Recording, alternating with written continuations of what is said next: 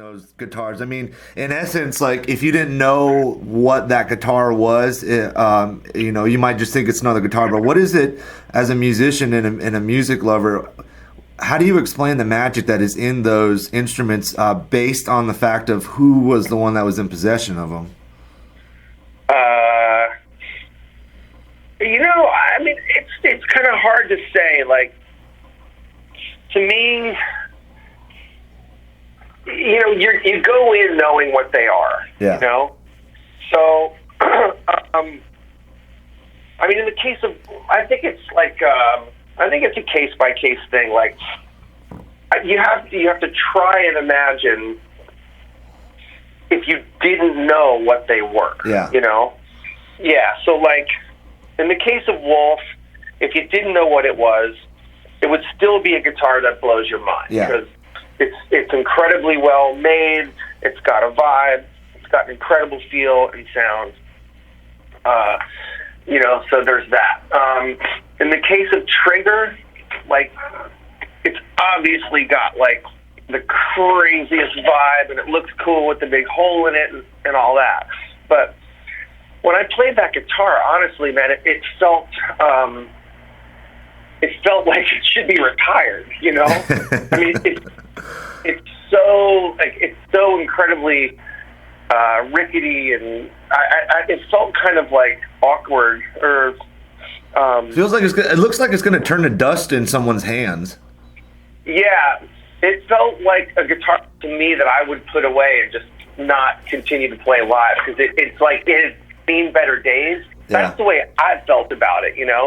I'm not disparaging the guitar, trust me. But like, I just felt like, oh wow, man, this is something I would. I would just like save for recordings or something, Yeah. And then like I played Duane Allman's the Gold Top, which felt like if I didn't know what it was, I would think, wow, this is a really cool guitar, Yeah. Really, really good sounding guitar, but not the most amazing Les Paul I've ever felt. I mean, it's great, but I just try to separate myself from knowing what it is beforehand. Yeah. Yeah. Well, side note, I recently discovered that when you were 20 years old, you played in Blackfoot. I did. Yeah. How the hell did that come about, and what was your experience in that? I mean, you were 20 years old.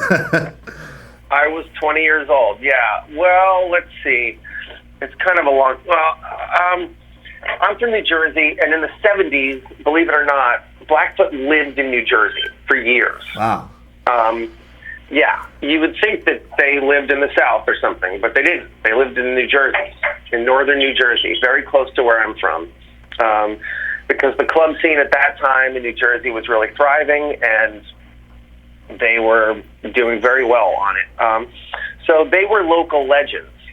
More than just the successful records they had, they were like, people knew them around where I lived, So I always knew about them, and I learned to play guitar to their records. And then a friend of mine knew Rick Medlocke at that time, and Blackfoot was, I don't know, they were sort of in some kind of down period, and Rick was doing some recordings and then trying to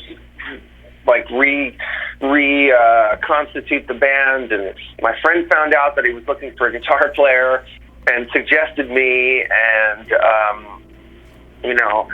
I thought, oh, well, he's going to think I'm too young, but Rickey was like, no, I don't care how young he is, send him out here, So I went out and tried out for him, and I kind of knew all the songs, and he gave me the gig. And that's how I left home. I mean, I just quit my job, packed up my car, I moved out to Detroit where he lived, and I lived in a barn for like a year, completely destitute, But you're living the rock and roll dream in real time. Well, yeah, it was pretty funky times, man. It was the late '80s, Blackfoot were on the other side of their success for sure, Yeah. and playing some pretty rough clubs in the South and the Midwest, and It was pretty rough characters at these gigs, and it was rough times for me for sure, but it got me on the road, and we traveled in a van, and I got to see the South, which is what I really wanted to do, I mean, some people, I don't know, they want to go to New York or they want to go to LA, and that came later for me, but I wanted to go to the South first, because that was where all the music that I was into originated. So, but did you have any you must have, I don't know if you realized at the time, but you must have been learning a lot about what it takes to have longevity in a career. Oh, I don't know what I was learning to do then. I was learning to play guitar. I was learning to party. I was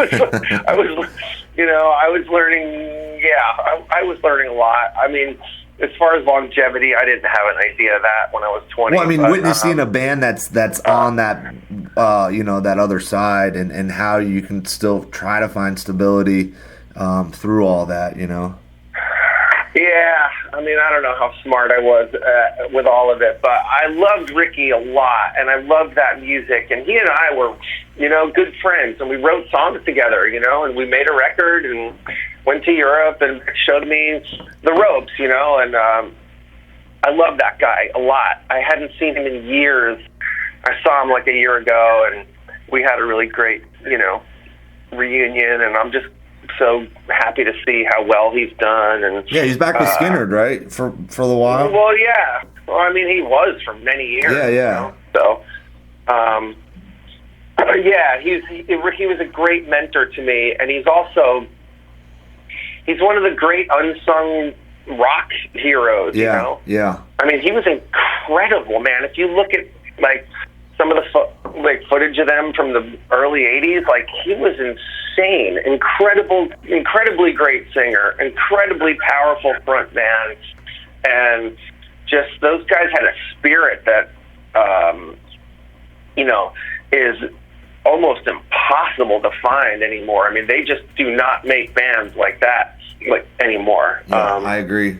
And people don't think about them. I mean, I remember our gigs that we were doing back then. Metallica, the entire band came to see us play one night, and James Hetfield. If you look at photos of him with his Explorer and stuff, he was highly influenced by Rick Medlocke, and people don't talk about that, but.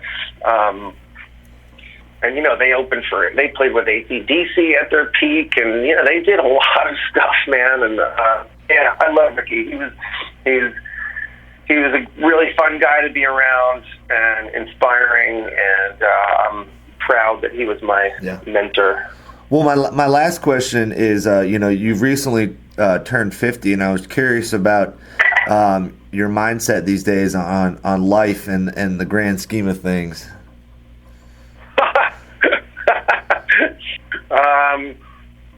I don't know. I don't know what to say. I know less now than I've ever known in my life. But isn't that wisdom, though? Isn't that one of the things about getting older? You realize how much you don't know, and that there's actually some intrinsic value in that. Sure, of course, yeah, definitely. I mean, I have a little bit of wisdom to impart to people, I suppose, but yes, turning 50 has just done really nothing but humble me. So that's really all I have to say about it. Well, Neal, it's always a pleasure to chat with you, and I look forward to the show in Asheville. Yes, indeed. Let's meet up, man. Yes. Do you still? Is this your cell number? It is. Yeah. Cool. I'll send you a message that day. Yeah, please do. That'd be great. Well, safe travels, brother. All right, man. I'll see you soon. Thanks for the time. Have a good one. Okay, bye. Bye.